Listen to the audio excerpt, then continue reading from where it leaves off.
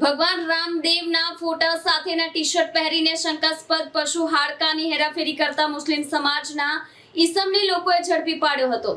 જાગૃત નાગરિકો દ્વારા જીઆઈડીસી યોગી એસેટ પાસે શંકાસ્પદ પિકઅપ ગાડી ઝડપી પાડી હતી।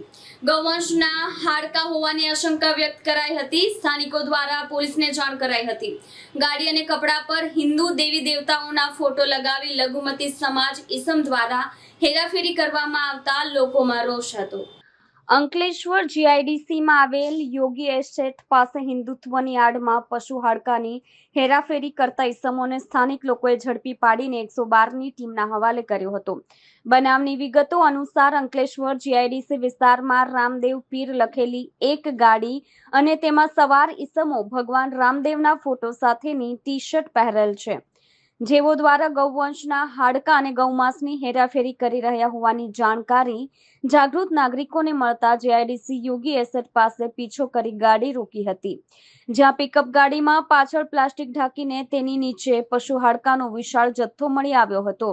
જે અંગે ઝડપાયેલ ઈસમોને પૂછપરછ કરતા હોવા સાથે બંને ઈસમો મુસ્લિમ હોવાનું ખુલ્યું હતું। વધુમાં હાડકા ગૌવંશના જ હોવાની શક્યતા સામે આવતા તેમના દ્વારા જાગૃત નાગરિકને આ અંગે જાણ કરાતા તેઓ દ્વારા ત્વરિત અસરથી પોલીસને 112 સેવામાં ફોન કરીને પોલીસને જાણ કરી હતી